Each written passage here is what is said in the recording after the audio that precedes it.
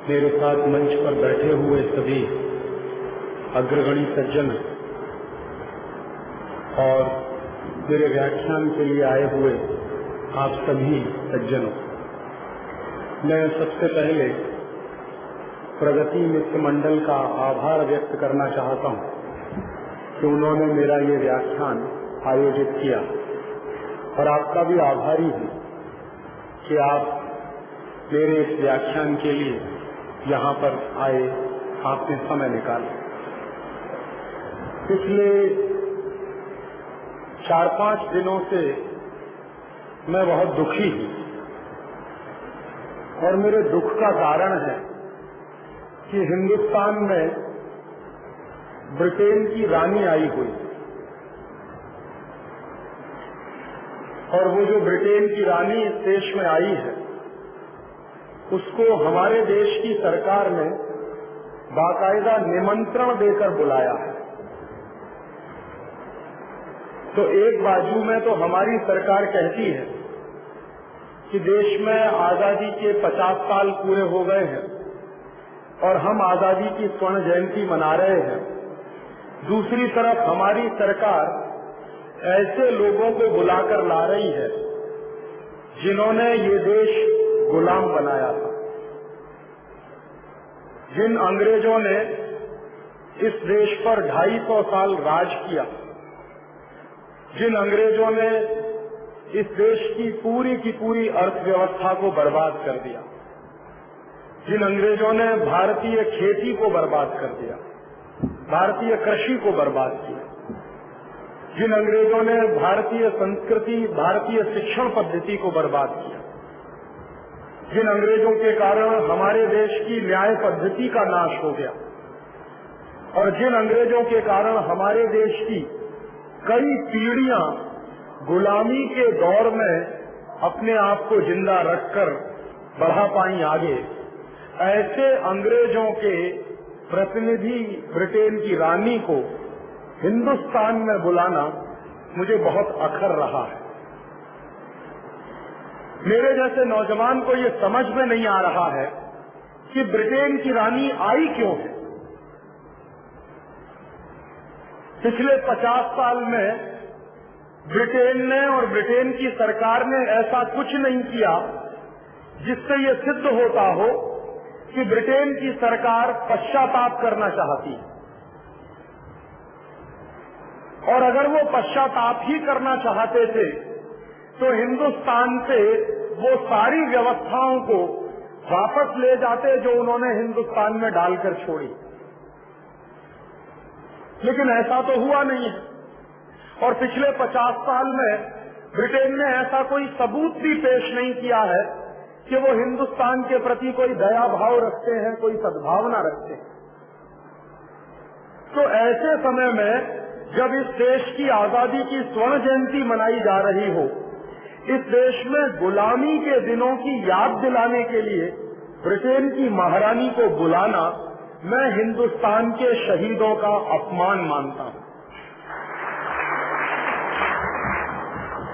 हिंदुस्तान के जिन लाखों करोड़ों शहीदों ने ब्रिटेन की आताताई व्यवस्था को, ब्रिटेन की साम्राज्य व्यवस्था को हिंदुस्तान से उखाड़ फेंकने में अपने प्राणों का बलिदान किया हो, अपनी कुर्बानियां दी हो, लाखों नौजवान अंग्रेजों की गोलियों के शिकार हुए हो, हजारों लोगों को काले पानी की सजा मिली हो और हजारों लाखों लोगों को अंग्रेजों ने फांसी के फंदे पर लटकाया हो, ऐसे हिंदुस्तान में उन अंग्रेजों का स्वागत करना मुझे बहुत अपमानजनक लग रहा है। पिछले 5-6 दिनों से भारत सरकार जश्न मना रही है महारानी के हिंदुस्तान में आगमन का और इस देश का पग पग पर अपमान किया जा रहा है रानी के आने से। ब्रिटेन की रानी जो हिंदुस्तान में आई है, आप में से शायद बहुत कम लोग जानते होंगे इस बात को कि ब्रिटेन की रानी जो इस देश में आई है उसको पासपोर्ट और वीजा की जरूरत नहीं है हिंदुस्तान में आने के लिए। बिना पासपोर्ट के और बिना वीजा के रानी को हिंदुस्तान में बुलाया गया। दुनिया के किसी भी देश में आप जाइए, आपको पासपोर्ट अगर नहीं है आपके पास तो आप घुस नहीं सकते उस देश में। दुनिया के किसी भी देश में जाइए, अगर आपके पास वीजा नहीं है तो आपको एयरपोर्ट से ही वापस दूसरी फ्लाइट में भेज दिया जाएगा। दुनिया के किसी भी देश में ये प्रोटोकॉल नहीं है कि बिना पासपोर्ट और बिना वीजा के कोई आदमी एक देश से दूसरे देश में जा सके, ऐसा कहीं नहीं होता। ब्रिटेन की रानी को अगर अमेरिका में जाना पड़े तो अमेरिका में बाकायदा पासपोर्ट लेना पड़ता है, वीजा भी लेना पड़ता है, तब ब्रिटेन की रानी अमेरिका जा सकती। अगर ब्रिटेन की रानी को जर्मनी जाना पड़े, फ्रांस जाना पड़े, तो फ्रांस की सरकारें बिना वीजा और पासपोर्ट के ब्रिटेन के किसी भी राजा या रानी को अपने देश में घुसने की परमिशन नहीं देते। वो लोग क्या मानते हैं कि ये हमारे देश के राष्ट्रीय सम्मान का प्रश्न है, इसलिए कभी भी ब्रिटेन की रानी अगर फ्रांस जाए, अमेरिका जाए या किसी भी ऐसे देश में जाए तो वहां पर उनको पासपोर्ट लेना ही पड़ता है, वीजा लेना ही पड़ता है। लेकिन हिंदुस्तान में रानी आई है बिना पासपोर्ट और वीजा के, क्यों? ऐसा क्यों है?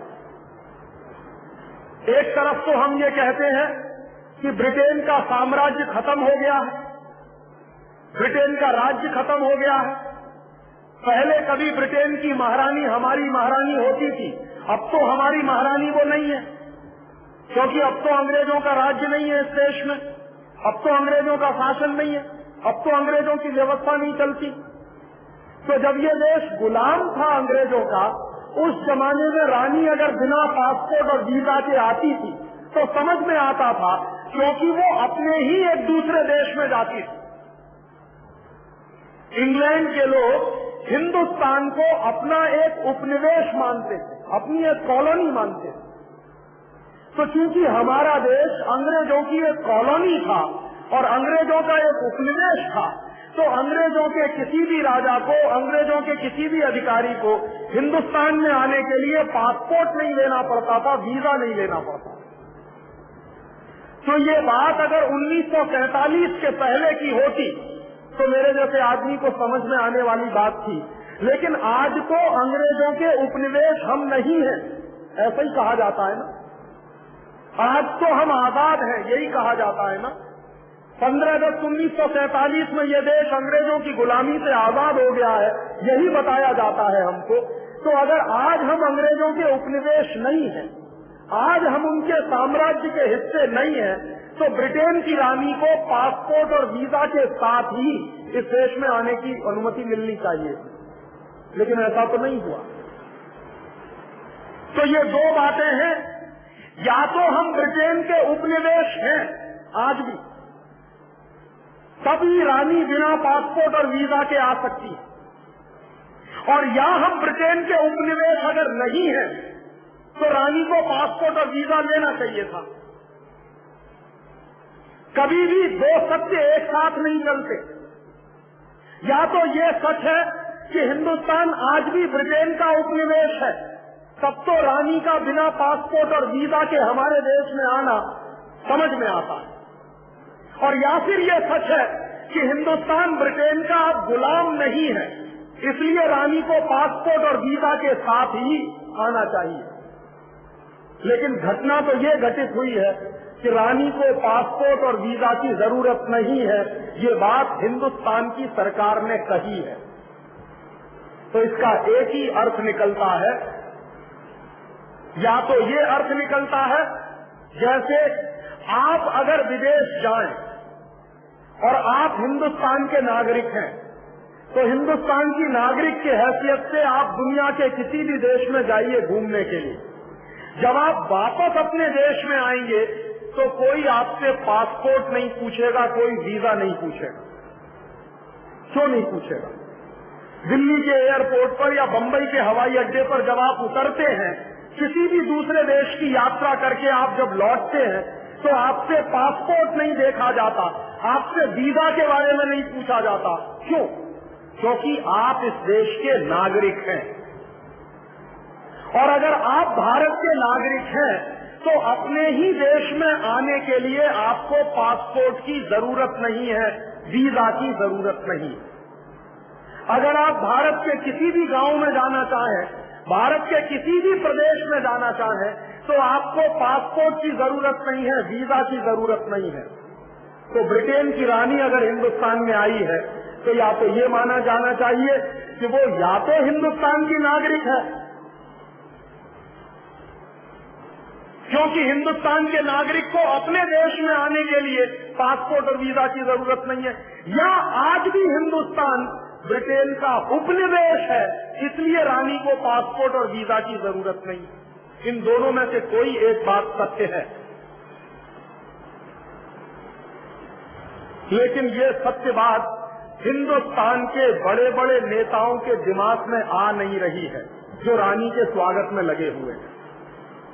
और हिंदुस्तान के जितने बड़े अखबार हैं, उनमें से किसी भी अखबार में ये बात नहीं छपी है कि रानी को बिना पासपोर्ट और बिना वीजा के हिंदुस्तान में घुसने की अनुमति क्यों मिली और किसने दी। इससे दो ही बातें सिद्ध होती हैं, या तो रानी हिंदुस्तान की नागरिक है और या हिंदुस्तान ब्रिटेन का उपनिवेश है। और अगर ये दोनों बातें सत्य हैं तो ये 15 अगस्त 1947 को हमारी आजादी की बात क्यों कही जाती है फिर?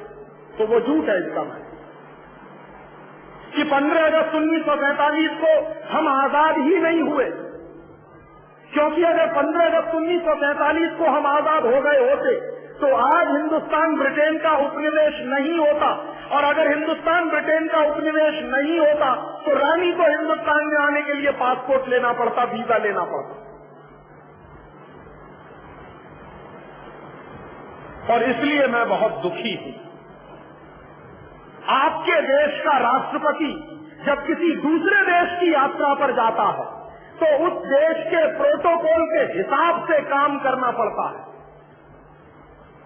और आपको मैं एक जानकारी दे दूं, आपके देश का राष्ट्रपति अगर अमेरिका की यात्रा पर जाए, आपके देश का प्रधानमंत्री अगर अमेरिका की यात्रा पर जाए, तो आपके राष्ट्रपति के जो अंगरक्षक होते हैं और आपके प्रधानमंत्री के जो अंगरक्षक होते हैं, उनसे हथियार रखवा लिए जाते हैं एयरपोर्ट पर,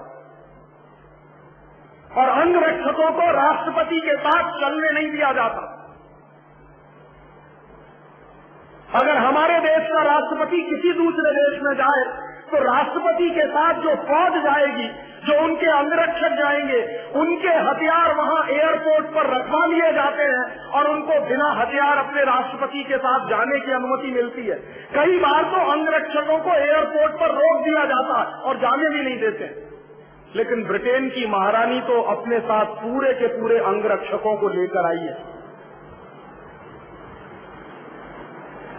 उसको तो रोका नहीं गया इस देश में, उसके अंगरक्षकों को तो इस देश में आने की खुली छूट मिली है।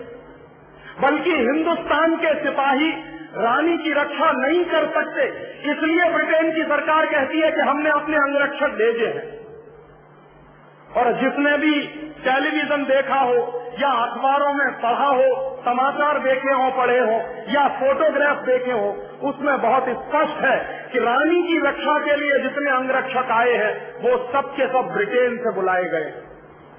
जबकि आपका राष्ट्रपति अगर जाए उनके देश में तो उसको अपने अंगरक्षक ले जाने की परमिशन नहीं है। क्यों?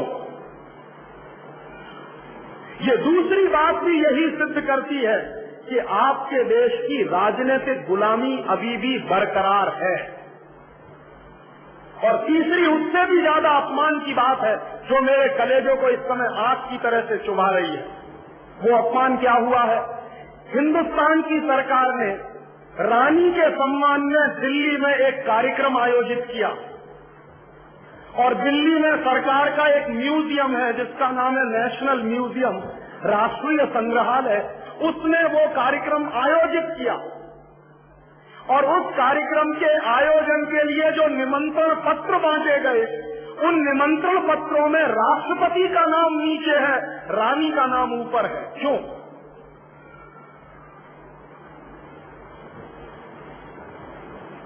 हिंदुस्तान की सारी राष्ट्रीय अस्मिता और सम्मान को चोट पहुंचाई है जब रानी का नाम ऊपर है और हमारे देश के राष्ट्रपति का नाम नीचे है।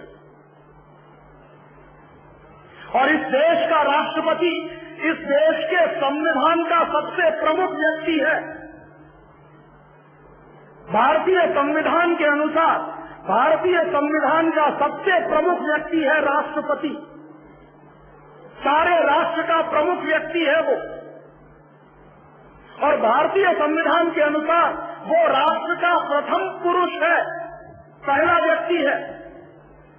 तो जो हमारे राष्ट्र का पति है, जो राष्ट्र का प्रथम पुरुष है, जो भारतीय संविधान का सबसे प्रमुख व्यक्ति है, उसका नाम नीचे और एक विदेशी का नाम ऊपर, ये कैसे हो गया इस देश में?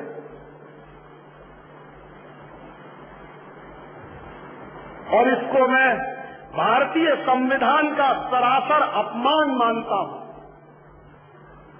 इसको मैं भारतीय राज्य व्यवस्था का सरासर अपमान मानता हूं। और ये अपमान आपकी सरकार ने किया है, क्योंकि वो निमंत्रण कार्ड भारत सरकार ने छपाया है। और अगर उस निमंत्रण कार्ड पर रानी का नाम ऊपर है, राष्ट्रपति का नाम नीचे है, तो ये दुर्घटना कब होती थी? ये दुर्घटना होती थी जब हिंदुस्तान गुलाम था अंग्रेजों का। और जब हिंदुस्तान गुलाम था अंग्रेजों का, तो अंग्रेजों का राजा इस देश में आया था जिसका नाम था जॉर्ज पंचम। सन 1911 में आया था वो इस देश में। तो जब जॉर्ज पंचम इस देश में आया था, तो जॉर्ज पंचम का नाम ऊपर था और हिंदुस्तान में जो वायसराय था अंग्रेजों का, उसका नाम नीचे था। तो उस जमाने में अगर ये दुर्घटना हुई तो मैं मानने को तैयार हूं कि 1911 में ये देश ब्रिटेन का गुलाम था, उपनिवेश था, ब्रिटेन का शासन इस देश पर चलता था। लेकिन आज आजादी के 50 साल में अगर वही दुर्घटना हो रही है तो कौन सी बात मैं मानूं? या तो ये देश ब्रिटेन का उपनिवेश है, तभी ये संभव हो सकता है कि ब्रिटेन की महारानी का नाम ऊपर हो और हिंदुस्तान के राष्ट्रपति का नाम नीचे हो। क्योंकि इंग्लैंड में और ब्रिटेन में ये परंपरा है, इंग्लैंड का जो प्राइम मिनिस्टर होता है, ब्रिटेन का जो प्राइम मिनिस्टर होता है, उसका नाम हमेशा रानी के नाम के नीचे होता। और ब्रिटेन में रानी की हैसियत राष्ट्रपति के बराबर की होती है, तो वहां रानी का नाम ऊपर होता है और ब्रिटेन की संसद का जो प्रधानमंत्री होता है उसका नाम नीचे होता है, क्योंकि रानी ब्रिटेन की महारानी है। मेरे देश की तो नहीं है महारानी वो, लेकिन मेरे देश में ये क्यों हो गया? और ये कोई प्रिंटिंग मिस्टेक थी ऐसा नहीं है। भारत सरकार ने बाकायदा इसके लिए तर्क दिया है कि हमने ये किया है और जानबूझकर किया है। और मैं ये इंतजार कर रहा हूं कि ये जो सुप्रीम कोर्ट हमने बनाए हैं, ये संविधान की रक्षा करने के लिए बनाए हैं हमने। और अगर संविधान का अपमान हो रहा है तो हिंदुस्तान का सुप्रीम कोर्ट खामोश क्यों है? क्यों नहीं पिछले 5 दिन में भारत सरकार के खिलाफ सुप्रीम कोर्ट ने कोई स्ट्रिक्चर इशू किया? क्यों नहीं किया?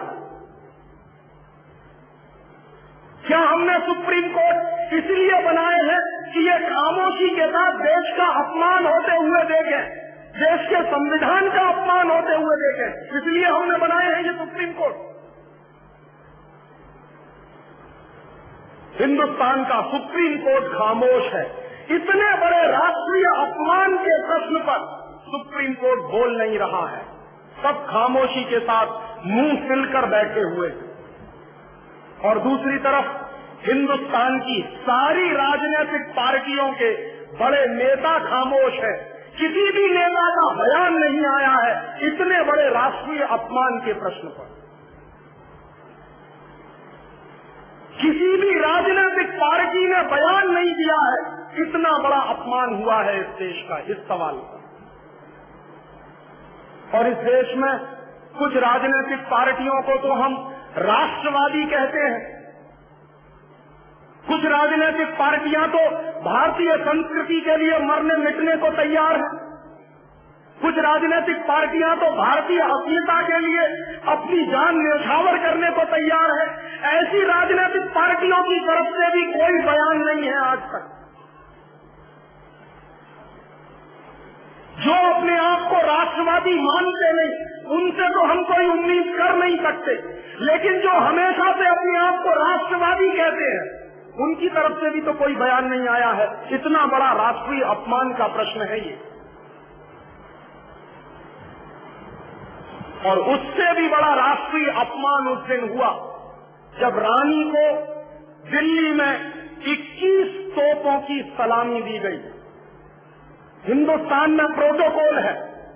प्रोटोकॉल क्या है कि जब कोई नया राष्ट्रपति पद ग्रहण करता है तब नए राष्ट्रपति को 21 तोपों की सलामी दी जाती है, बाकी किसी को नहीं दी जाती। जब कोई नया व्यक्ति राष्ट्रपति बनता है तब हिंदुस्तान के पार्लियामेंट के प्रोटोकॉल के अनुसार उसको 21 तोपों की सलामी दी जाती है। सिर्फ इस देश का राष्ट्रपति हकदार है 21 तोपों की सलामी लेने के लिए, लेकिन ब्रिटेन की रानी के लिए 21 तोपों की सलामी दी गई है उस दिन, जिस दिन वो उतरी है दिल्ली में। इससे बड़ा राष्ट्रीय शर्म का कोई दूसरा प्रश्न हो नहीं सकता। और ये जो राष्ट्रीय प्रश्न खड़ा हो गया है इस देश में, ये हर व्यक्ति से दो ही सवाल पूछ रहा है। मैं अपने आप से ये दो प्रश्न पूछ रहा हूं, क्या हम आजाद हैं? क्या ये भारत ब्रिटेन का उपनिवेश नहीं है? और अगर ये ब्रिटेन का उपनिवेश नहीं है तो ये तमाशा क्यों हो रहा है? और या तो फिर हम ये कहें ईमानदारी से कि हम आज भी ब्रिटेन के उपनिवेश हैं, तो फिर 15 अगस्त 1947 क्यों मनाते हैं हम? क्यों पिछले 50 साल से 15 अगस्त का नाटक चलता है इस देश में? क्यों मुझे बड़े बचपन से ये याद दिलाया गया है कि 15 अगस्त तुम्हारा स्वतंत्रता दिवस है? काहे का स्वतंत्रता दिवस है जब आज भी हम उसी गुलामी में फंसे हुए हैं जो कभी अंग्रेजों के जमाने में चला करती थी। और उससे भी ज्यादा अपमान मुझे लगा जब ब्रिटेन की रानी के सम्मान में वही गीत गाया गया जो जॉर्ज पंचम के सम्मान में 1911 में गाया गया था कलकत्ता में। कौन सा गीत था वो? हिंदुस्तान में ब्रिटेन के लोगों के समर्थक बहुत बड़ी संख्या में रहे, और न सिर्फ ब्रिटेन के समर्थक रहे बल्कि अंग्रेजों के तलवे चाटने वाले घराने इस देश में रहे। अंग्रेजों की जी हजूरी करने वाले घराने इस देश में रहे।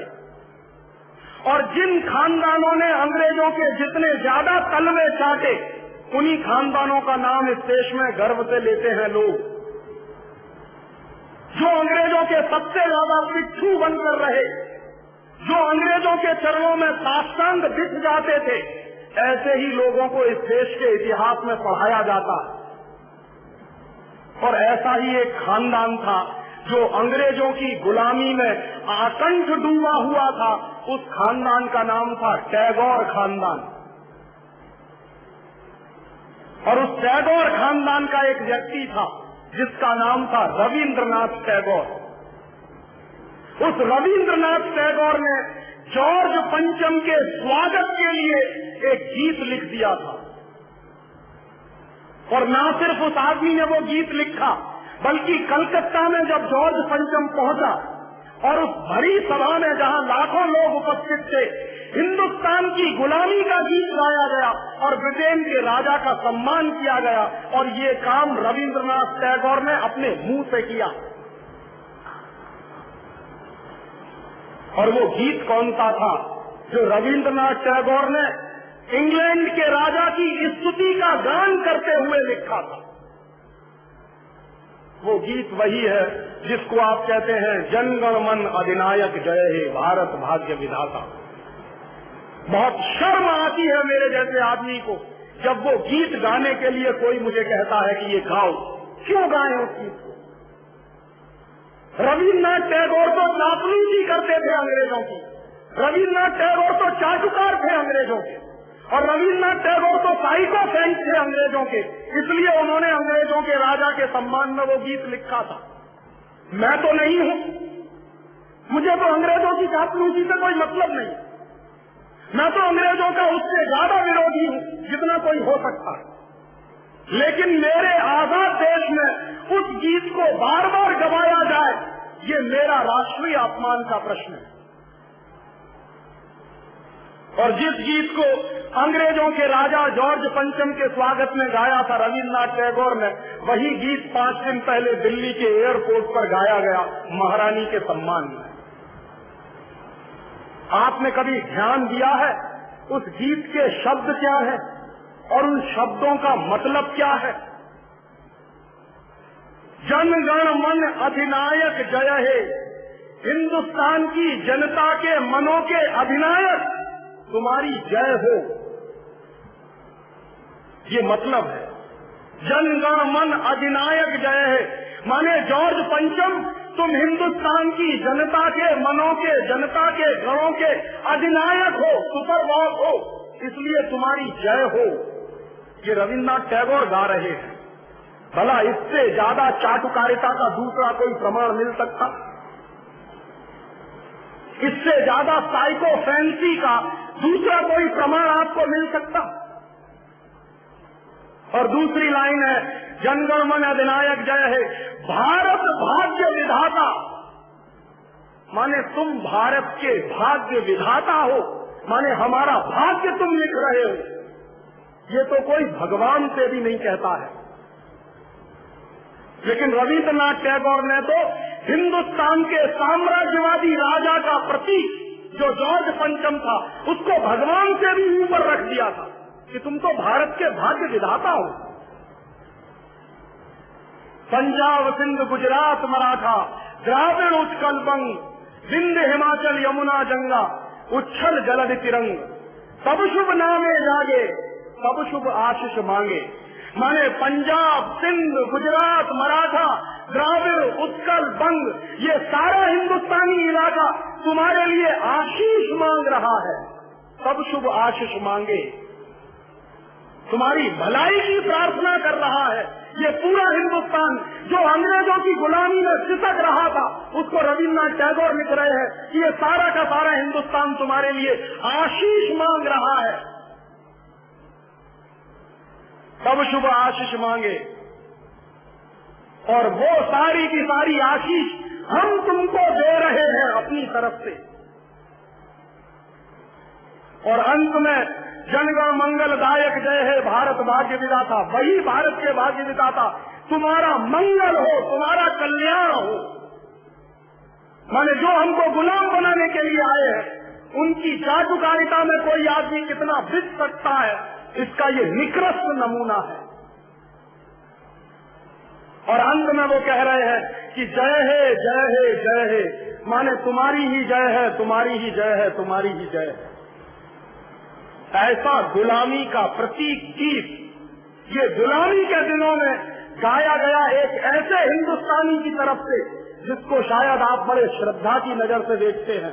और ये गीत जब गा दिया था उन्होंने और चरणों में बिछ गए थे रविन्द्रनाथ टैगोर, तब अंग्रेजों ने उनको नोबेल प्राइज दिलवा दिया था पुरस्कार के रूप में। रविन्द्रनाथ टैगोर को ऐसे ही नोबेल प्राइज नहीं मिला था। अंग्रेजों ने कुछ नियम बनाए थे, कुछ परंपराएं बनाई, और अंग्रेजों के नियम क्या थे? जो अंग्रेजों की जितनी ज्यादा चाटुकारिता करे, जो अंग्रेजों के जितने ज्यादा पैर चाटे, उसी को अंग्रेजी सरकार राय बहादुर का खिताब देती थी।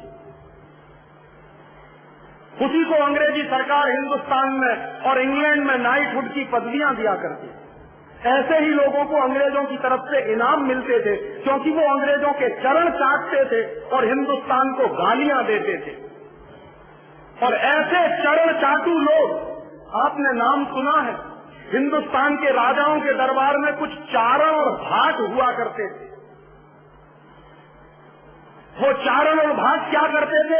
राजा चाहे जितना गंदा हो, चाहे जितना बदमाश हो, चाहे जितना लफंगा हो, लुच्चा हो, वो चारण और भाट हमेशा राजा की प्रशंसा ही करते थे। बदले में राजा उनको कुछ इनाम बांटता था। ऐसे चारण भाटों का खानदान है ये टैगोर खानदान, जिन्होंने ये गीत लिखा है। और मेरा अंदर से रोम रोम कांप जाता है जब कोई मुझे कहता है कि राजीव भाई जनगणमन गाइए। क्यों गाएं? हिंदुस्तान का गीत नहीं है जनगणमन अधिनायक है। हिंदुस्तान का गीत तो वंदे मातरम रहा है।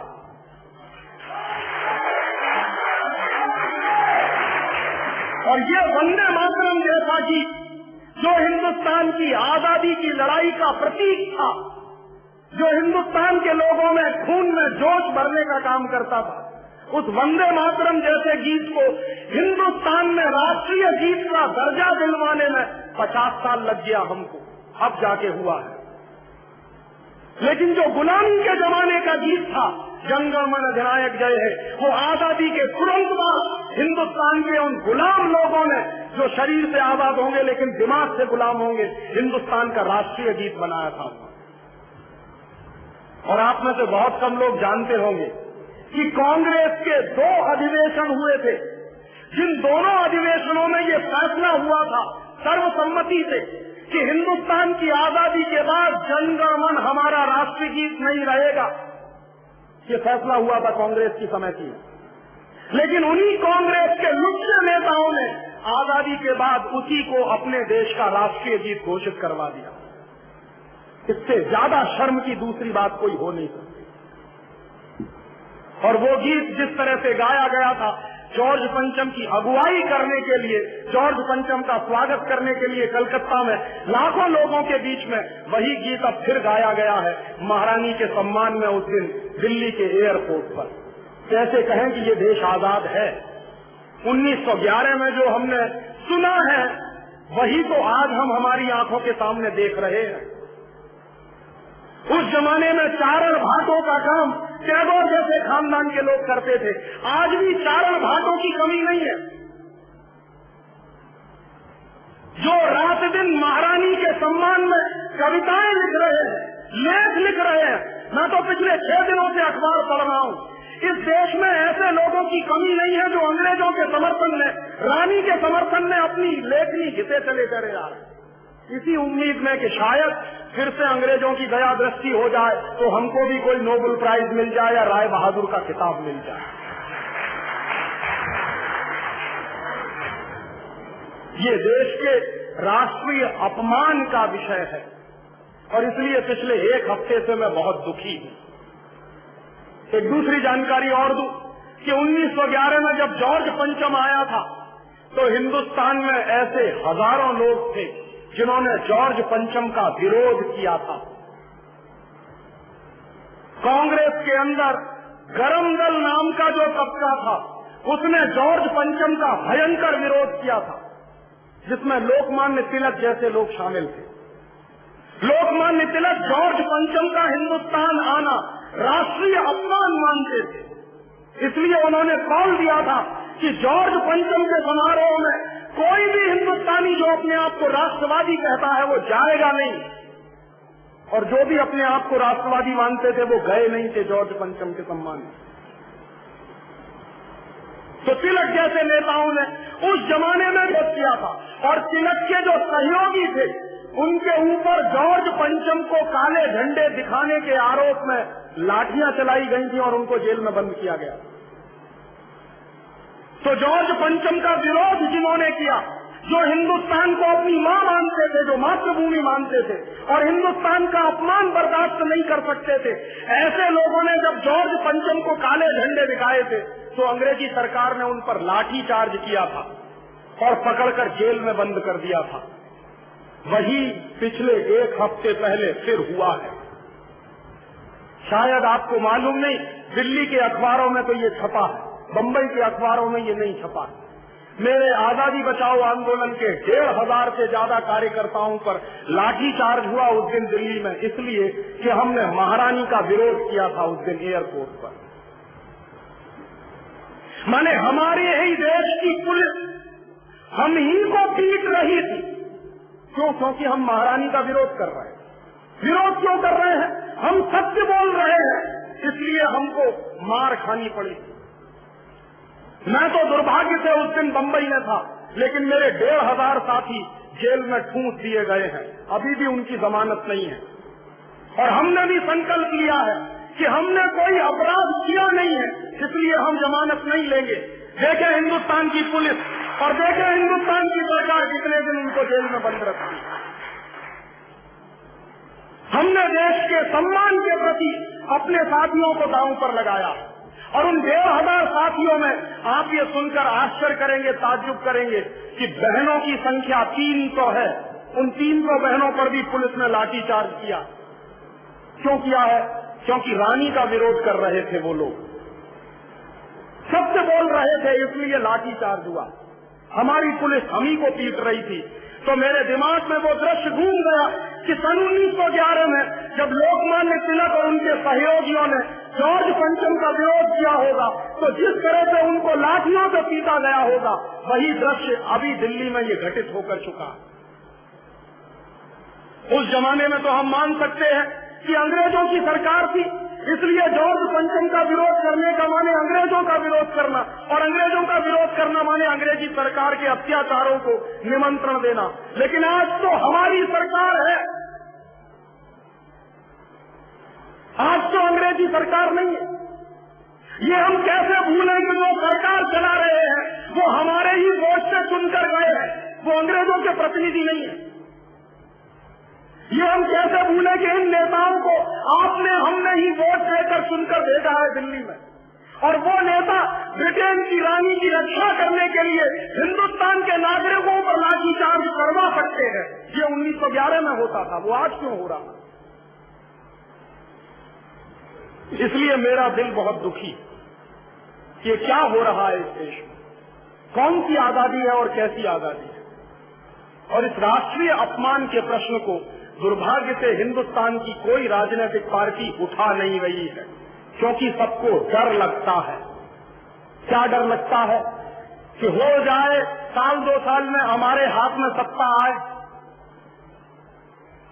तो सब तो अपना कैलकुलेशन कुर्सी और सत्ता के हिसाब से करते, कोई भी राष्ट्र के हिसाब से कैलकुलेशन करता नहीं। इस गलतफहमी में आप मत रहिए कि राष्ट्रवादी लोग राष्ट्र के हिसाब से कैलकुलेशन करते हैं। अगर वो राष्ट्र के हिसाब से कैलकुलेशन करते तो उन लोगों के साथ कभी नहीं सोते जिनको जिंदगी भर वो गालियां देते रहे। सबके कैलकुलेशन अपने कुर्सी के हिसाब से हैं, अपने सत्ता के हिसाब से हैं। इतनी अकेले नहीं आई, उसके साथ ब्रिटेन की कंपनियों के बड़े बड़े अधिकारियों का पूरा दल आया है। ब्रिटेन की जो मल्टीनेशनल कॉरपोरेशंस हैं, ब्रिटेन की जो बड़ी बड़ी कंपनियां हैं, उन कंपनियों के बड़े बड़े अधिकारियों का पूरा दल आया है, पूरा दस्ता आया है। रानी अकेले नहीं आई, जॉर्ज पंचम भी अकेले नहीं आया था। 1911 में जब जॉर्ज पंचम आया था तो उसके साथ ब्रिटेन की उस जमाने की कंपनियों के बड़े बड़े अधिकारी आए थे। क्यों आए थे? जॉर्ज पंचम और उसके साथ उस जमाने में ब्रिटेन की कंपनियों के अधिकारी क्यों आए थे? क्योंकि जॉर्ज पंचम ये कहता था कि मेरे साथ जो ब्रिटिश कंपनियों के अधिकारी आए हैं वो हिंदुस्तान में अपना बाजार स्थापित करेंगे, इसके लिए मैं उनको लेकर आया हूं। तो हिंदुस्तान को ब्रिटेन ने अपना बाजार बनाया था, और चूंकि ये देश ब्रिटेन का बाजार बन गया था, इसलिए इस देश को गुलाम बनाया था उन्होंने। तो आज भी महारानी आई है तो अपने साथ सैकड़ों अमेरिका और ब्रिटेन की कंपनियों के अधिकारियों को लेकर आई है, ताकि वो लोग भी हिंदुस्तान में अपना बाजार बना सके, जैसा कभी ईस्ट इंडिया कंपनी के जमाने में होता। और रानी को हिंदुस्तान में ऐसे ही सद्भावना के तहत नहीं भेजा गया है। रानी को हिंदुस्तान में भेजा गया है बहुत सोची समझी गई प्लानिंग के साथ। आप में से शायद कम लोग जानते होंगे कि इस समय ब्रिटेन की अर्थव्यवस्था बहुत गहरे संकट में है। ब्रिटेन में भयंकर रूप से आर्थिक मंदी चल रही है और ब्रिटेन में जो भयंकर रूप से आर्थिक मंदी चल रही है उसके परिणाम स्वरूप ब्रिटेन की हजारों कंपनियां अपने कारखाने बंद कर रही हैं, मजदूरों की छटनियां की जा रही हैं। पिछले 6 साल में ब्रिटेन में 1.5 से 2 लाख मजदूरों की छटनियां की गई हैं कारखाने बंद करके। तो ब्रिटेन में भयंकर मंदी चल रही है। उस मंदी के कारण बेरोजगारी पैदा हो रही है, उस बेरोजगारी के कारण ब्रिटेन में गरीबी पैदा हो रही है और ब्रिटेन आज यूरोप का एक ऐसा देश है जहां सबसे बड़ा अनएम्प्लॉयमेंट का रेट है। इस समय ब्रिटेन में इस समय अनएम्प्लॉयमेंट का रेट 12-13% के आसपास है। हिंदुस्तान से भी 4% ऊपर है। हिंदुस्तान में 8-9% है, वहां 12-13% है। तो भयंकर अनएम्प्लॉयमेंट है ब्रिटेन में, भयंकर गरीबी है और उस गरीबी को दूर करने की बजाय वहां की सरकार ने पिछले 5-6 सालों में लोगों के ऊपर जबरदस्त टैक्स लगाए हैं ब्रिटेन में। और ब्रिटेन के लोगों पर जब जबरदस्त टैक्स लगा दिए थे जॉन मेजर की सरकार ने, तो जॉन मेजर की सरकार को हारना पड़ा और ये टोरीज लोग जीत गए। टॉनी ब्लेयर कैसे जीते और जॉन मेजर क्यों हारे, उसका एक ही मूल था कि जॉन मेजर अपने ब्रिटेन की आर्थिक मंदी को दूर नहीं कर पाए।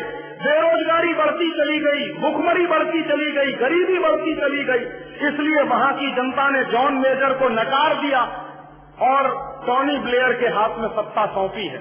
लेकिन टॉनी ब्लेयर भी कह रहे हैं कि मेरे पास कोई जादू की छड़ी नहीं है जो ब्रिटेन की डूबती हुई अर्थव्यवस्था को मैं कुछ किनारे लगा सकूं, कोई मेरे पास जादू की छड़ी नहीं है। तो क्या किया जाए? ब्रिटेन की आर्थिक मंदी है, क्योंकि आर्थिक मंदी के दौर में क्या होता है, सामान बिकना बंद हो जाता है, सामान बिकते नहीं, गोदाम भरे रहते हैं, कारखानों में उत्पादन चलता रहता है, उत्पादन के बाद गोदाम भरते चले जाते हैं लेकिन माल बाजार में बिकता नहीं है, डंप होता चला जाता है। तो माल बेचने के लिए बाजार चाहिए, तो हिंदुस्तान में महारानी बाजार तलाशने के लिए आई है। इस बात को आप समझ लीजिए कि इस समय ब्रिटेन की अर्थव्यवस्था डूब रही है और ब्रिटेन बर्बादी के कगार पर खड़ा है। एक जमाने में ब्रिटेन जरूर साम्राज्यवादी देश था, लेकिन आज ब्रिटेन की कोई औकात नहीं है। यूरोप में कोई देश ब्रिटेन को 2% में पूछता नहीं है, बल्कि बात यह चल रही है कि जो कॉमन यूरोपियन मार्केट बनने वाला है उसमें ब्रिटेन रहेगा कि नहीं रहेगा, इस पर यूरोप के देश एक मत नहीं है। फ्रांस कहता है कि इस ब्रिटेन की हमको जरूरत क्या, ये हमारे किस काम का। जर्मनी कहता है ब्रिटेन हमारे किस काम का। और फ्रांस और जर्मनी जैसे देशों ने ब्रिटेन की एंट्री पर वीटो लगा दिया है, इसलिए ब्रिटेन बर्बादी के कगार पर खड़ा है। और उस बर्बादी को खत्म करना है, ब्रिटेन की आर्थिक मंदी को दूर करना है, ब्रिटेन की बेरोजगारी को दूर करना है, ब्रिटेन की गरीबी को दूर करना है।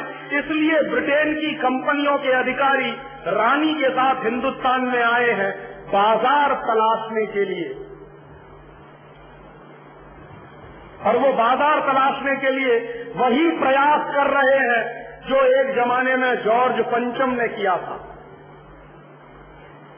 उनको ब्रिटेन का माल हिंदुस्तान में बिकवाना है, उनको ब्रिटेन के सामान हिंदुस्तान में बिकवाने हैं, उनको ब्रिटेन की कारें हिंदुस्तान में बिकवानी है।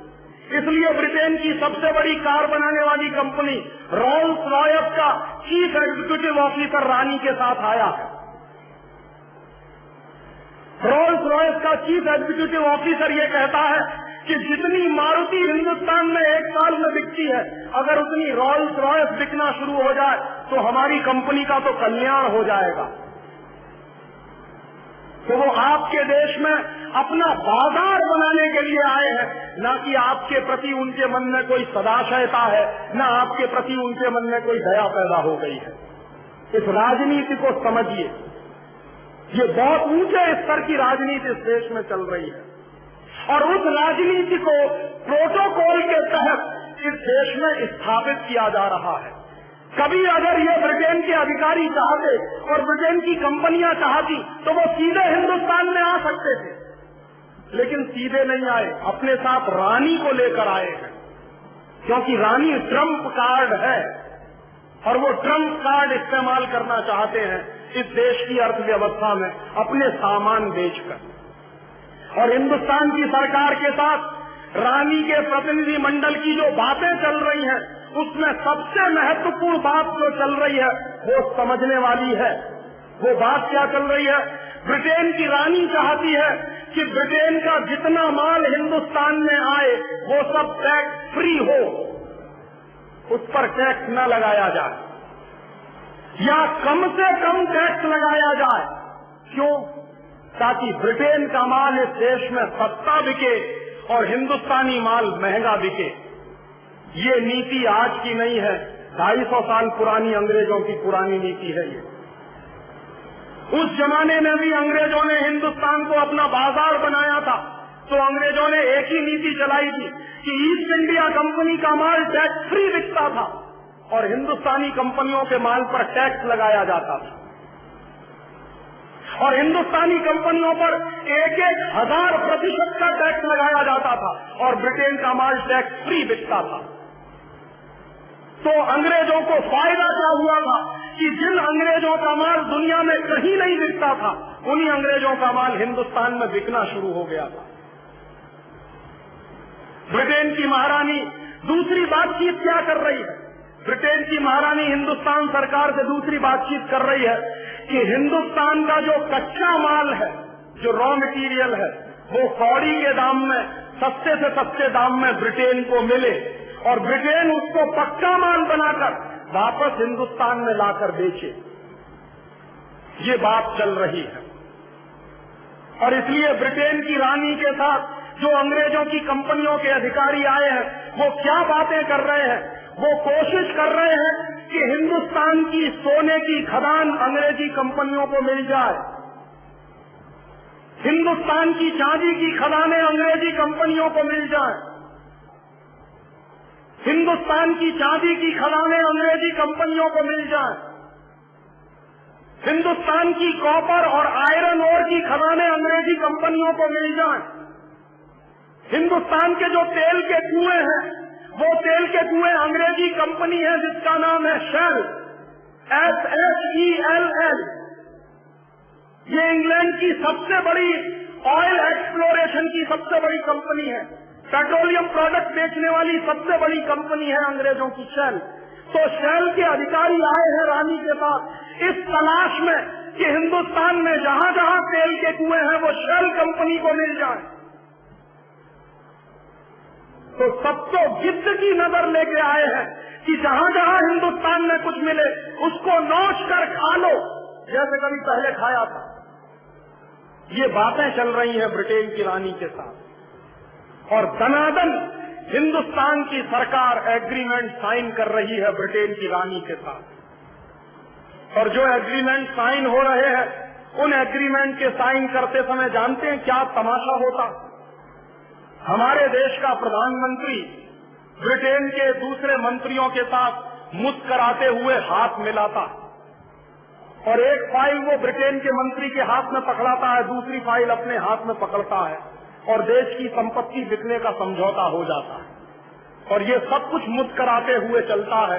अगर आप समाचार देखते हो तो यही दृश्य दिखाई देते होंगे आपको। उस फाइल के अंदर क्या समझौता हुआ है ये कभी आपको नहीं बताया जाता।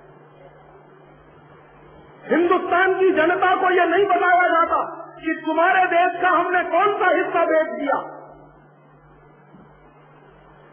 हिंदुस्तान की पार्लियामेंट को भी नहीं बताया जाता कि तुम्हारे देश के कौन से हिस्से का समझौता हमने कर लिया। और ये यात्रा नहीं है ब्रिटेन की महारानी की, ये हिंदुस्तान की तबाही के ताबूत में एक कील ठोंकी जा रही है। ये यात्रा जो है हमारे लिए आने वाले समय में ऐसा सिद्ध होने वाली है कि आप परेशान हो जाएंगे कि क्या क्या कर लिया इस देश की सरकार। और इसलिए मैं बहुत दुखी हूं पिछले 5-6 दिनों से कि ये देश बिक रहा है मेरी आंखों के सामने, और ब्रिटेन की रानी और उसके साथ जो अधिकारी आए हैं वो खरीद रहे हैं इस देश की संपत्ति को, लेकिन सब राजनीतिक पार्टियां मौन हैं और पार्लियामेंट भी चुप है। सुप्रीम कोर्ट भी बोलता नहीं है, हाई कोर्ट भी बोलता नहीं है। जिनको बोलने के लिए ही हमने भेजा था वहां पार्लियामेंट, वो सब गुम छल्ले बनकर उनके आगे पीछे घूम रहे हैं। दो तो ऐसी राजनीतिक पार्टियां हैं इस देश में, सीपीएम और सीपीआई। वो कहते हैं कि हमारा तो जन्म ही हुआ है साम्राज्यवाद के खिलाफ लड़ने के लिए। तो वो साम्राज्यवाद के खिलाफ कैसे लड़ रहे हैं? ब्रिटेन की रानी को फूल हार पहना रहे हैं उनके मंत्री। ऐसे साम्राज्यवाद के खिलाफ वो लड़ रहे हैं इस देश में। किसको कहें? कभी कभी तो ऐसा लगता है कि जैसे हिंदुस्तान के राजनीति के कुएं में भांग पड़ी हुई है, जो पीता है वही बौरा जाता है, जो पीता है वही पागल हो जाता है। कोई एक भी सेंस वाला नेता इस देश में दिखाई नहीं दे रहा है। जिसकी जरा भी दूरदृष्टि हो वो देख नहीं रहे हैं हम इस देश में कोई भी एक ऐसा नेता। और ब्रिटेन की रानी का आना ये आपके देश की राजनीतिक गुलामी का एक प्रतीक है, और शायद ये सच ही है। ब्रिटेन की रानी जब हिंदुस्तान में आई है, आप में से बहुत कम जानते हैं कि ब्रिटेन की रानी हिंदुस्तान की नागरिक है। कौन से कानून के आधार पर? आप पूछेंगे अगर मुझसे, तो कानून कौन सा है? 1897 में इस देश में एक कानून बनाया गया था जिसका नाम है इंडियन सिटीजनशिप एक्ट। और 1897 में वो जो इंडियन सिटीजनशिप एक्ट का कानून बनाया गया, उस कानून में ये प्रावधान है कि कोई भी ब्रिटेन का व्यक्ति हिंदुस्तान का नागरिक हो सकता है। और ये कानून अंग्रेजों ने बनाया आज से 100 साल पहले। आप चाहें तो इस कानून की प्रतियां बाजार में बिकती हैं। भारत सरकार ने पब्लिश किया है। इस कानून का टाइटल है इंडियन सिटीजनशिप एक्ट 1897। किसी भी कानून की किताब बेचने वाली दुकान पर आपको ये मिल जाएगा। 7 रुपए की कॉपी आती है, खरीद लीजिए और पढ़ लीजिए। उसका प्रोविजन बहुत स्पष्ट कहता है कि कोई भी ब्रिटेन का नागरिक हिंदुस्तान का नागरिक हो सकता है। और ये 1897 का 100 साल पुराना कानून 1997 में भी चल रहा है, और उसी कानून के आधार पर रानी बिना पासपोर्ट और वीजा के इस देश में आई है। और दूसरी बात का जवाब मैं आपको दे रहा हूं कि क्या हम आज भी ब्रिटेन के उपनिवेश हैं?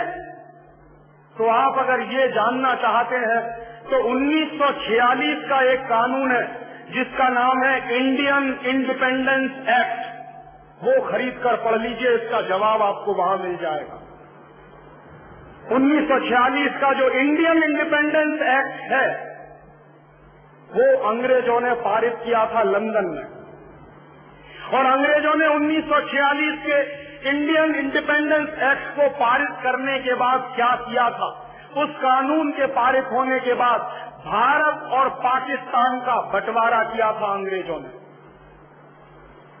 बहुत कम लोग ये जानते हैं कि हिंदुस्तान और पाकिस्तान का बंटवारा अंग्रेजों ने किया था बाकायदा कानून बनाकर, और उस कानून का नाम है इंडियन इंडिपेंडेंस एक्ट। और उस कानून की प्रस्तावना में, प्रियम्बुल में बहुत साफ साफ लिखा है कि इस कानून के लागू होने के बाद भारत और पाकिस्तान 2 डोमिनियन स्टेट्स बनेंगे। डोमिनियन स्टेट का माने क्या होता है? एक बड़े राज्य के अधीन छोटा राज्य। डोमिनियन स्टेट का अगर शब्द अर्थ जानना चाहे तो चैम्बर्स की डिक्शनरी खोल लीजिए, ऑक्सफोर्ड वाली खोल लीजिए, दुनिया की किसी भी अंग्रेजी किताब की डिक्शनरी खोल लीजिए। डोमिनियन स्टेट का माने एक बड़े स्टेट के अधीन एक छोटा राज्य। माने हम भारत और पाकिस्तान 1946 के उस कानून के आधार पर डोमिनियन स्टेट बनाए गए हैं। ना कि इंडिपेंडेंट नेशन। और डोमिनियन स्टेट और इंडिपेंडेंट नेशन में बहुत फर्क है। और हम डोमिनियन स्टेट हैं किसके? हिज हाईनेस माने यूनाइटेड किंगडम की रानी, उसके हैं हम डोमिनियन स्टेट। 1946 का इंडियन इंडिपेंडेंस एक्ट भी बाजार में मिलता है, आप खरीद लीजिए, वो भी 10 रुपए का आता है। उस कानून को पूरा पढ़े या न पढ़े, उसका प्रियम्बल पढ़ लीजिए, आपकी आंखें खुल जाएंगी कि क्यों ब्रिटेन की महारानी का नाम हिंदुस्तान के राष्ट्रपति के नाम के ऊपर है। इसका जवाब मिलता है 1946 के इंडियन इंडिपेंडेंस एक्ट के कानून। और अगर 1946 के इंडियन इंडिपेंडेंस एक्ट के कानून में हिंदुस्तान और पाकिस्तान दो डोमिनियन स्टेट्स बने हैं, तो हम इंडिपेंडेंट नेशन कहां हैं? फिर सब आजाद कहां हैं हम? और शायद आप में से बहुत कम लोग जानते हैं कि हिंदुस्तान की जो एंट्री है कॉमनवेल्थ कंट्रीज में, तो कॉमनवेल्थ में हमारी entry as a British dominion करके है, ना कि इंडियन रिपब्लिक के नाम से।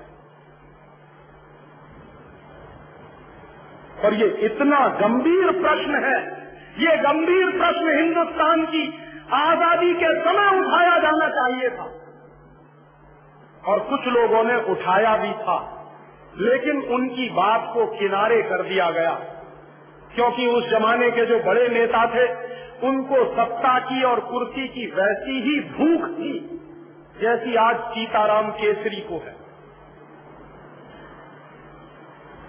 मैं आपसे बहुत विनम्र शब्दों में कह रहा हूं कि पंडित नेहरू के मन में जितना लालच था कुर्सी का और सत्ता का, वो उतना ही है जितना सीताराम केसरी के मन में है।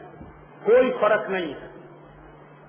पंडित नेहरू 1 मिनट भी प्रधानमंत्री पद की कुर्सी मेरे हाथ से चली जाए इसके लिए तैयार नहीं थे।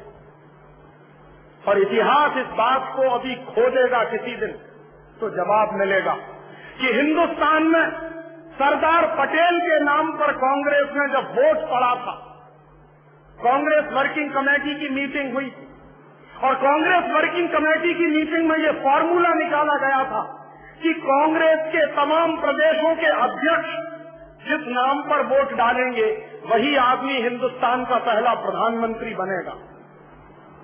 और इसका फॉर्मूला कैसे बनाया गया था कि जिस आदमी के नाम पर सबसे ज्यादा वोट पड़ेंगे वो कांग्रेस का प्रेसिडेंट बनेगा, और कांग्रेस का प्रेसिडेंट ही हिंदुस्तान का प्राइम मिनिस्टर बनेगा।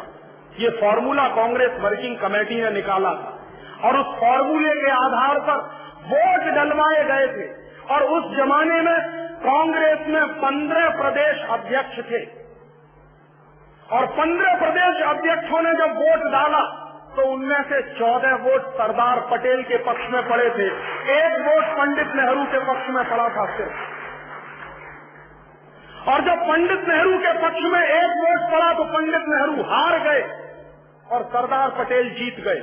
तो कांग्रेस वर्किंग कमेटी के फॉर्मूले के आधार पर सरदार पटेल को कांग्रेस का अध्यक्ष बनाना तय हुआ, और सरदार पटेल जब अध्यक्ष बनेंगे तो वही हिंदुस्तान के प्रधानमंत्री बनेंगे, ये भी तय हुआ। तब उस समय पंडित नेहरू ने कितनी गद्दारी का काम किया उसकी एक घटना मैं आपको सुनाता हूं। बहुत कम लोग जानते हैं कि जिस आदमी को आप चाचा नेहरू कहते रहे उसने सारे देश को कैसे बेचा है, उसकी आप घटना सुनिए। तो पंडित नेहरू के चरित्र में और सीताराम केसरी के चरित्र में आपको कोई फर्क नहीं समझ में आएगा। हुआ क्या, जब सरदार पटेल वोट जीत गए 14 वोटों से, मैसिव मेजॉरिटी से, तो तय हो गया कि अब तो कांग्रेस के प्रेसिडेंट सरदार पटेल बनेंगे, और पंडित नेहरू हार गए, जमानत जब्त हो गई। कारण क्या था? पंडित नेहरू को कांग्रेस में कोई पसंद नहीं करता था। ये सबसे बड़ा सच है, कांग्रेस में कोई पंडित नेहरू को पसंद नहीं करता था। क्यों? उसका कारण था कि पंडित नेहरू चुरूट भी पीते थे, सिगरेट भी पीते थे, और लेडी माउंटबेटन के साथ उनके जो संबंध थे उनके बारे में कांग्रेस का बच्चा बच्चा जानता था। नेहरू जैसा चरित्रहीन व्यक्ति इस देश में शायद ही कोई दूसरा होगा। ये मैं कह रहा हूं, और उस कन्विक्शन के आधार पर जो नेहरू के बारे में जानकारियां मुझे मिली, और आप अगर ये जानकारियां देखना चाहें तो मेरे पास ऐसे 4 फोटोग्राफ हैं जो पंडित नेहरू की धज्जियां उड़ा सकते हैं इस देश में। उनमें से 2 फोटोग्राफ तो अभी छप चुके हैं। आपने अगर 15 अगस्त 1997 की इंडिया टुडे पढ़ी हो और नहीं पढ़ी हो तो जरूर खरीद लीजिए, कहीं से मिल जाएगा। उस 15 अगस्त 1997 की इंडिया टुडे में पंडित नेहरू के 2 फोटोग्राफ छपे हैं, और उन दोनों फोटोग्राफ को देखने के बाद किसी भी शर्मदार आदमी की आंखें शर्म से नीचे झुक जाएंगी। वो उस आदमी के वो दृश्य हैं उसमें। कोई भी शर्मदार आदमी ये मानने को तैयार नहीं होगा कि ये हिंदुस्तान का पहला प्रधानमंत्री है। इसलिए कांग्रेस में पंडित नेहरू को कोई पसंद नहीं करता, लेकिन पंडित नेहरू को सबसे ज्यादा पसंद करते थे अंग्रेज और लॉर्ड माउंटबेटन। लॉर्ड माउंटबेटन को तो बाकायदा भेजा गया था पंडित नेहरू को फंसाने के लिए, और पंडित नेहरू उसमें फंसे थे। तो लॉर्ड माउंटबेटन और अंग्रेज पंडित नेहरू को पसंद करते थे। क्यों? क्योंकि पंडित नेहरू के बारे में सभी अंग्रेज ये कहा करते थे कि ये आदमी शरीर से हिंदुस्तानी है लेकिन इसकी आत्मा अंग्रेज है, इसलिए इसके हाथ में सत्ता दे दो तो कोई वादा नहीं है, अंग्रेजों का ही शासन इस देश में चलता रहेगा। इसलिए अंग्रेज पंडित नेहरू को पसंद करते थे, और अंग्रेज चूंकि पंडित नेहरू को पसंद करते थे तो बाकायदा पंडित नेहरू की छवि अखबारों में बनाई गई थी मीडिया हाइप के आधार पर। इस देश के जननेता नहीं थे। जननेता होते तो क्यों 14 वोट सरदार पटेल के पक्ष में पड़े और क्यों एक ही वोट पंडित नेहरू के पक्ष में पड़ा? और जब पंडित नेहरू ने समझ लिया और देख लिया कि अब दाल गलने वाली नहीं है, मैं चुनाव भी हार गया हूं, कांग्रेस वर्किंग कमेटी में मेरी मेजॉरिटी भी नहीं रही है, तो पंडित नेहरू गए गांधी जी के पास, और ये गांधी जी की जीवन की सबसे ब्लंडर मिस्टेक मैं मानता हूं जो हुई। क्या किया? पंडित नेहरू गए बापू के पास, और बापू को उन्होंने सीधे सीधे कहा कि बापू, अगर मैं हिंदुस्तान का प्रधानमंत्री नहीं बना तो मैं कांग्रेस को तोड़ दूंगा, और अगर कांग्रेस टूट जाएगी तो अंग्रेज हिंदुस्तान से नहीं जाएंगे। फिर उनको ये बहाना मिल जाएगा कि कौन सी कांग्रेस को हम सत्ता दें, जो कांग्रेस पंडित नेहरू वाली है उसको सत्ता दें, या जो पंडित नेहरू के बाहर की कांग्रेस है उसको सत्ता दें। तो बापू पंडित नेहरू की इस ब्लैकमेलिंग के शिकार हुए, और बापू ने पर्सनल चिट्ठी लिखी। वो पर्सनल चिट्ठी गांधी जी के रिकॉर्ड्स में है, आप चाहें तो देख सकते हैं। गांधी वांग्मय के 100 अंक हैं जो भारत सरकार ने छापे, और गांधी वांग्मय के 100 अंकों के जो लास्ट फेज के अंक हैं उनके आधार पर एक किताब छपी है जिसका नाम है पूर्ण आहुति, और प्यारे लाल जी ने वो किताब लिखी। प्यारे लाल जी गांधी जी के सेक्रेटरी हुआ करते थे, तो प्यारे लाल जी ने पूर्ण आहुति में वो चिट्ठी छापी है जो गांधी जी ने पटेल को लिखी थी। क्या चिट्ठी है? कि सरदार पटेल, मैं जानता हूं कि तुम जीत गए, लेकिन नेहरू को प्रधानमंत्री बनाना है, इसलिए मैं चाहता हूं कि तुम वापस ले लो अपना नाम। सरदार पटेल ने बापू से सीधे मिलकर कहा कि बापू, ये आपकी अगर अंतरात्मा है तो मैं तो हमेशा आपका सेवक रहा हूं, आप कहते हो तो मैं अपना नाम वापस ले लेता। और सरदार पटेल ने इतनी दरिया दिली दिखाई। गांधी जी ने उनसे यही कहा था कि नेहरू इस समय सत्ता के मद में अंधा हो गया है और कांग्रेस को तोड़ने की बात कर रहा है, और अगर इस समय कांग्रेस टूट गई तो अंग्रेज जाएंगे नहीं, उनको बहाना मिल जाएगा कि हिंदुस्तान में हम कौन सी कांग्रेस को सत्ता सौंपें, कौन सी कांग्रेस को ना दें। इसलिए अंग्रेजों को ये बहाना ना मिलने पाए, कांग्रेस ना टूटने पाए, तो मैं तुमसे अनुरोध कर रहा हूं कि तुम तुम्हारा नाम वापस ले लो। तब सरदार पटेल ने अपना नाम वापस लिया, और इस तरह पंडित नेहरू हिंदुस्तान के प्रधानमंत्री बने। किस तरह की चालबाजी से हिंदुस्तान का पहला प्रधानमंत्री अपने पद तक पहुंचा, आप सोचिए जरा। इससे कम चालबाजियां आज चलती हैं क्या कांग्रेस में? ऐसी ही चालबाजियां तो आज चलती हैं कांग्रेस। ये कांग्रेस का चरित्र है। चालबाजियां करने का कांग्रेस का चरित्र है और उसी चरित्र में से ये पार्टी निकली है और इसलिए इस पार्टी को अपने सत्यानाश और दुर्दिन देखने पड़ रहे हैं हिंदुस्तान में। ये वही पार्टी है जो 1885 में बनी और इस पार्टी के बनने का इतिहास भी गजब का है। आप में से बहुत कम लोग जानते हैं कि कांग्रेस पार्टी को एक अंग्रेज व्यक्ति ने बनाया था। एओ ह्यूम उसका नाम था और कांग्रेस की जब बंबई में स्थापना हुई 1885 में गोकुलदास तेजपाल भवन में, तो बाकायदा कांग्रेस का जो प्रियम्बुल लिखा गया था वो क्या था कि कांग्रेस पार्टी एक मनोरंजन क्लब के रूप में स्थापित हुई थी इस देश में। मौज मस्ती का क्लब था और अंग्रेज क्या कहा करते थे कि इस कांग्रेस पार्टी में ऐसे पढ़े लिखे हिंदुस्तानियों को हम जमा कर देंगे जो हिंदुस्तानियों के मन में थोड़ा बलबला है और वो बलबला इस पार्टी में निकल आएगा तो फूटकर बाहर निकल जाएगा। और कांग्रेस पार्टी को अंग्रेज कहा करते थे कि ये सेफ्टी बॉल्व है, फ्यूज की तरह से उड़ जाएगा। इसलिए कांग्रेस की नींव पड़ी, ऐसे नींव पड़ी है इस पार्टी की। और दुर्दिन तो इस पार्टी को देखने ही थे। मैं आपको पूरी विनम्रता से कह रहा हूं, अगर महात्मा गांधी ना आए होते साउथ अफ्रीका से तो कांग्रेस को पूछने वाला कोई नहीं था इस देश में। कोई जानता भी नहीं था कि कांग्रेस है और नहीं भी है। गांधी जी ने आके इसमें प्राण फूके थे और गांधी जी ने आके इसको जन आंदोलन का रूप दिया।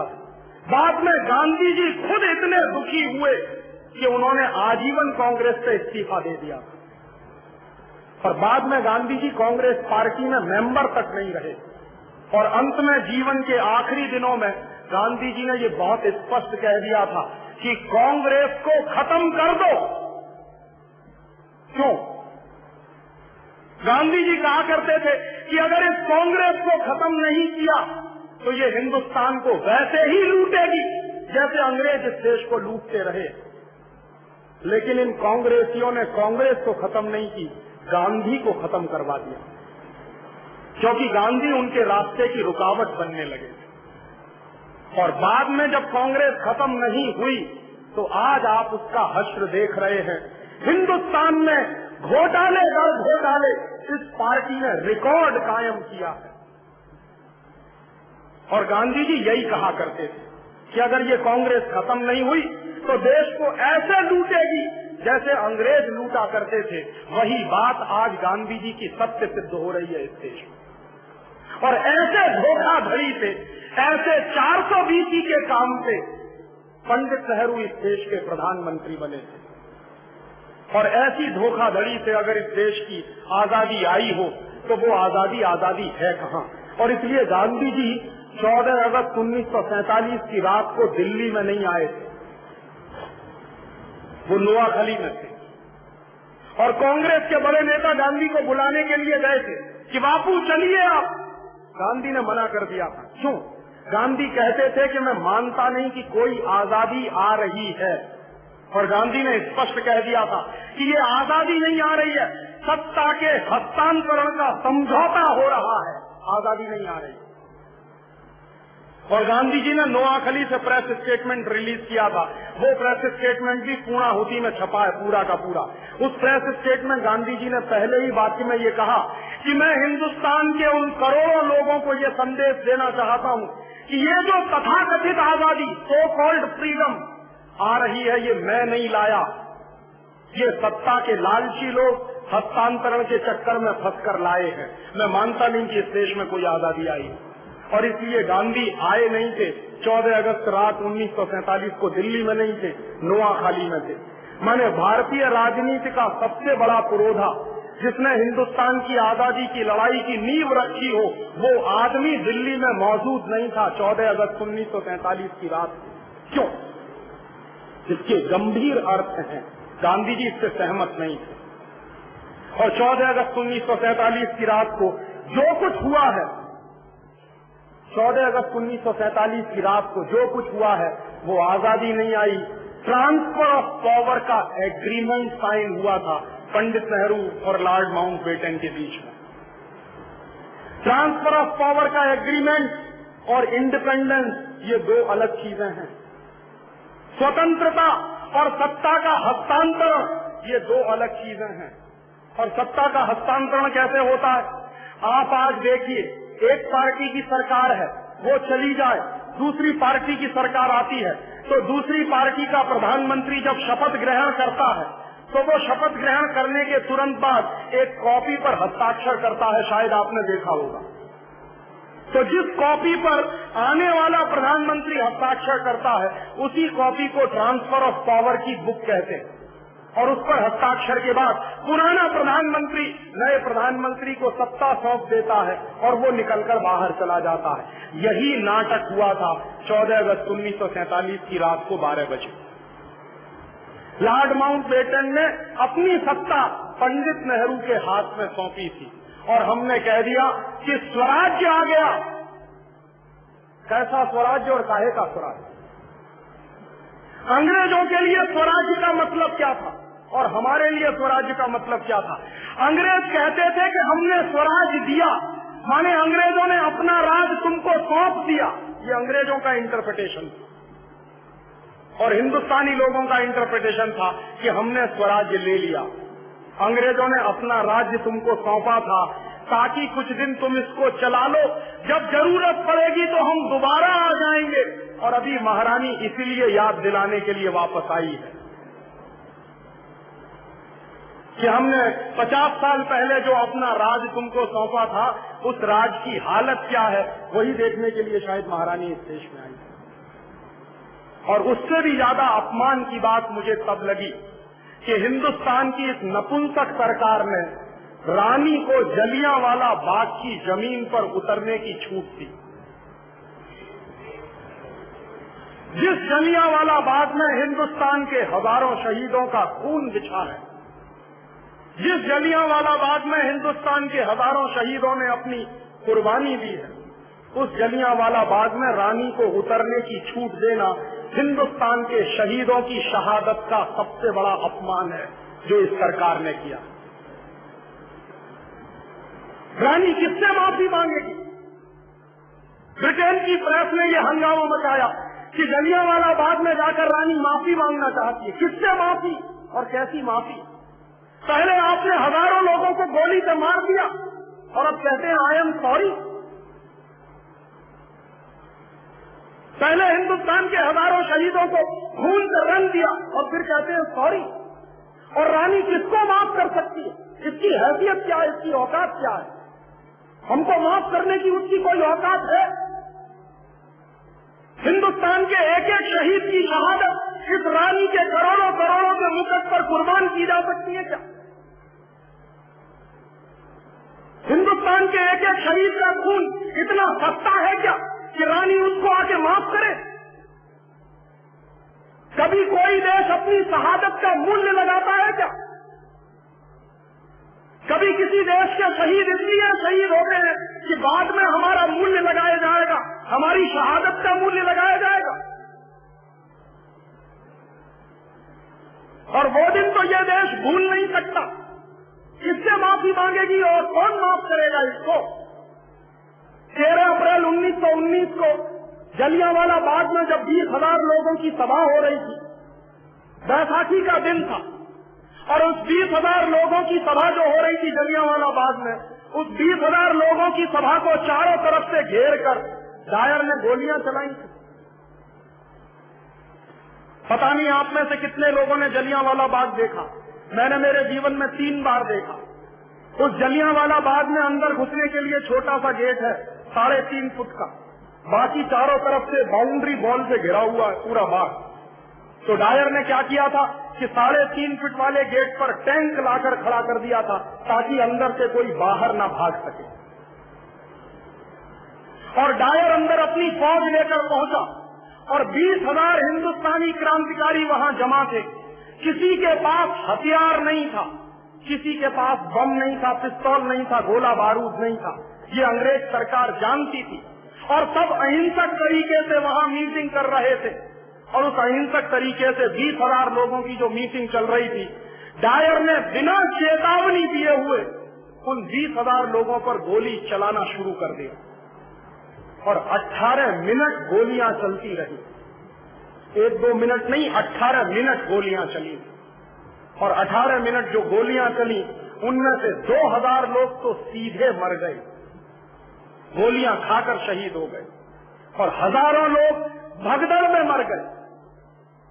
जलियांवाला बाग में एक कुआं है, उस कुएं में कूदने के लिए शहीदों को लगा कि जान बच जाएगी, इस कुएं में कूदो, तो सैकड़ों हजारों तो उस कुएं में कूदने के बाद मर गए। कुछ क्रांतिकारियों को लगा कि दीवार पर से कूदकर बाहर चले जाओ, शायद जान बच जाएगी, तो दीवार से बाहर कूदने में मर गए और कुछ लोग भगदड़ में पैर के नीचे कुचलकर मर गए। और 2,000 जिन लोगों ने अपनी कुर्बानी दी थी उस डायर की गोलियों से, रानी क्या खाके उनको माफ करेगी? और उन 2,000 शहीदों में एक नौजवान भी था, 14-15 साल का, एक लड़का था, उसका नाम था ऊधम सिंह। ऊधम सिंह उसी सभा में बैठा था जिस सभा में डायर ने गोलियां चलाई और ऊधम सिंह अपनी आंखों के सामने एक एक क्रांतिकारी को मरते हुए देख रहा था और एक एक क्रांतिकारी जब मरता था तो ऊधम सिंह के मन में एक ही संकल्प पैदा होता था कि जिस डायर ने मेरे देश के 2,000 लोगों को जिंदा मार दिया है, इस डायर को मैं छोड़ूंगा नहीं अपने जीवन में। उस ऊधम सिंह के जीवन का एक ही मिशन रहा, साजीवन उस आदमी ने, उस नौजवान ने अपनी जवानी गुजारी सिर्फ डायर से बदला लेने के लिए। और वो 14 साल का बेटा, बालक, इस भारत माँ का 14 साल के बच्चे की उम्र क्या होती है और समझ क्या होती है, जरा अंदाजा करिए। हिंदुस्तान में क्रांतिकारियों की उम्र नहीं देखी जाती कभी। उस 14 साल के बालक की क्या उम्र थी, क्या समझ थी। वो मरते हुए लोगों की लाश को एक किनारे रखता था और जो मरने वाले क्रांतिकारी थे उनको पानी पिलाने का काम करता था। और जब गोलियां चलना बंद हो गई तो उन सारी मरी हुई लाशों को अंदर जलियांवाला बाग से बाहर लाने के काम में ऊधम सिंह और ऊधम सिंह जैसे तमाम नौजवान थे जो जुटे हुए। और ऊधम सिंह ने उसी दिन संकल्प कर लिया था कि मैं इस डायर को जिंदा नहीं छोड़ूंगा जिसने मेरे देश के 2,000 लोगों को मार दिया है गोलियों से। ऊधम सिंह बाद में बड़ा हुआ, बड़ा होने पर उसके सामने जीविका का प्रश्न आया कि जीविका कैसे चलाई जाए। तो नौजवान के मन में जीविका चलाने के प्रति एक ही उद्देश्य था कि मुझे जिंदा रहना है डायर के मरने तक, और कोई उद्देश्य नहीं है जीवन का। और वो लड़का बढ़ईगिरी के काम में लगा, कारपेंटर हो गया, लोहारी का काम किया, बढ़ईगिरी का काम किया। उसके बाद जीवन में कुछ पैसा बनाया उसने और पैसा बनाकर लंदन गया।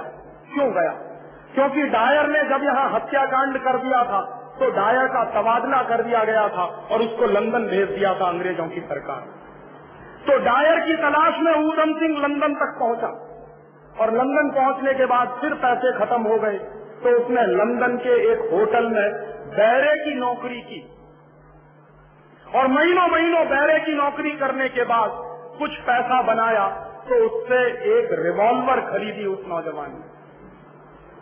और वो रिवॉल्वर लेकर सारा दिन उसके जीवन का एक ही उद्देश्य रहता था कि डायर को ढूंढना है लंदन में कहाँ रहता। एक बार डायर का पता चल गया उसको और उसके पास भरी हुई पिस्तौल थी। डायर सामने से आ रहा था। ऊधम सिंह चाहता तो पिस्तौल मार के उसको वहीं ढेर कर सकता था, लेकिन उसके मन में विचार आया कि नहीं, इसको ऐसे नहीं मारूंगा। जिस तरह इसने हिंदुस्तान के एक भरी हुई सभा में 2,000 लोगों को मारा है, वैसे ही किसी भरी हुई सभा में इस ऊधम सिंह ने संकल्प किया है डायर को मारने का।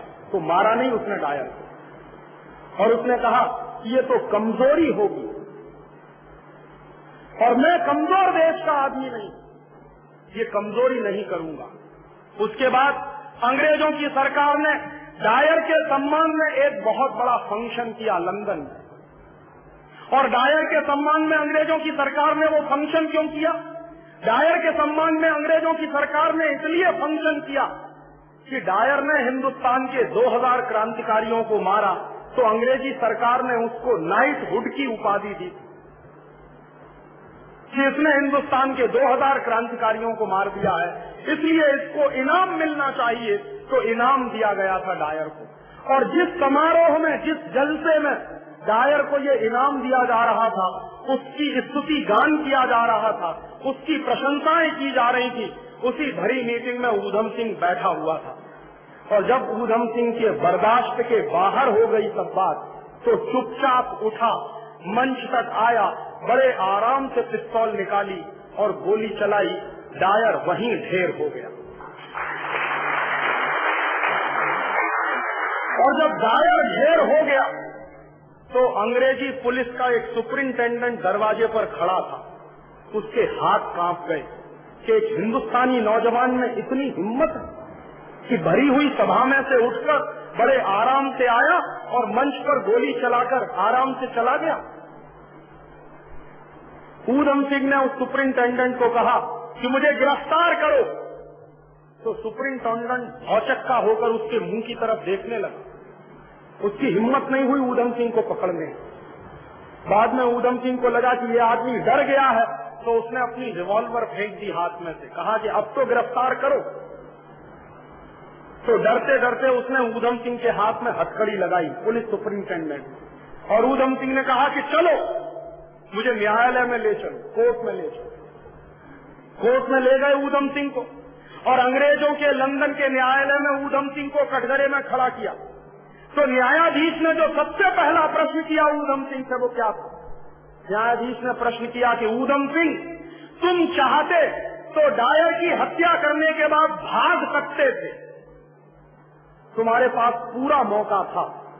तो ऊधम सिंह ने जवाब क्या दिया कि जज साहब, हिंदुस्तान की जिस माटी से मैं पैदा हुआ हूँ, उस माटी में लोग पीठ दिखाकर नहीं भागा करते, जरूरत पड़ने पर सीने पर गोली खाते, पीठ दिखाकर नहीं भागा करते। तो जज आश्चर्य में पड़ गया। जज ने फिर दूसरा प्रश्न किया कि ऊधम सिंह, अगर तुम भाग जाते और हिंदुस्तान चले जाते तो तुम अपने जैसे सैकड़ों ऊधम सिंह पैदा कर सकते थे।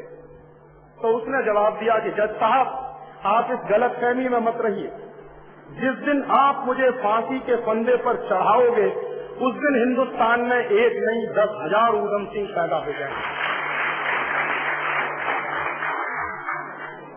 मुकदमा चलता गया और मुकदमा चलता गया तो अंग्रेजों की प्रेस के जो रिपोर्टर थे, वो भौचक्के होकर उस नौजवान का चेहरा देखते थे जिसकी उम्र मुश्किल से 20-22 साल की थी। और अंग्रेजों के जज के हाथ कांप गए थे उस लड़के को फांसी का ऑर्डर सुनाने के लिए। और उस लड़के ने कहा था कि बिल्कुल परेशान मत होइए, मेरी फांसी लगाने के लिए आपको जल्लाद बुलाने की जरूरत नहीं पड़ेगी, मैं खुद अपने हाथों से फांसी का फंदा चढ़ाऊंगा। और लंदन की जेल में जब ऊधम सिंह को फांसी हुई तो ये लंदन की जेल के मैनुअल बताते हैं कि ऊधम सिंह ने सारे जल्लादों को अलग हटा दिया था, खुद गया बड़े आराम से, और बहुत आराम से उसने कहा कि ये नकाब डालने की जरूरत नहीं है, क्योंकि अंग्रेजों के कानून थे कि फांसी के पहले काले रंग का नकाब पहनाया जाता। उसने कहा इसकी कोई जरूरत नहीं। बहुत आराम से खुद फांसी का फंदा उसने गले में लटकाया और झूल गया। ऐसे नौजवान को रानी माफ करेगी क्या? ऐसे नौजवान की शहादत का कोई मूल्य हो सकता है क्या?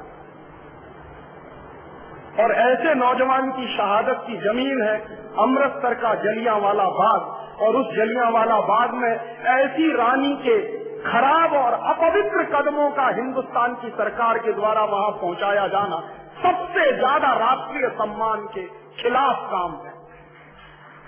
और इससे बड़ा राष्ट्रद्रोह कोई हो नहीं सकता जो भारत सरकार ने अभी किया है। ये राष्ट्रद्रोह का काम है, ये कोई छोटा मोटा द्रोह नहीं। शहीदों की शहादत से खिलवाड़ करना, शहीदों की शहादत का मूल्य लगाना, शहीदों की कुर्बानी का मूल्य लगाना, ये राष्ट्रद्रोह का काम है। और ऐसे राष्ट्रद्रोह के काम करने वाले लोगों को, नेताओं को आप बर्दाश्त कर रहे हैं। और मैं आपसे इसी निवेदन के साथ अपना व्याख्यान खत्म कर रहा हूं कि ये इतने बड़े प्रश्न हैं जो आपके बीच में मैंने उठाए हैं, इनका जवाब तलाशिए। मिलकर अगर हम जवाब नहीं ढूंढेंगे तो आने वाली पीढ़ी हमको माफ नहीं करेगी, और आने वाली पीढ़ी जब हमसे सवाल पूछेगी तो शायद हमारे पास कोई जवाब नहीं होगा। आज मेरा दिल बहुत भरा हुआ है, ज्यादा बोलने की स्थिति में नहीं, इसलिए आपसे माफी चाहता हूं और विदा चाहता हूं।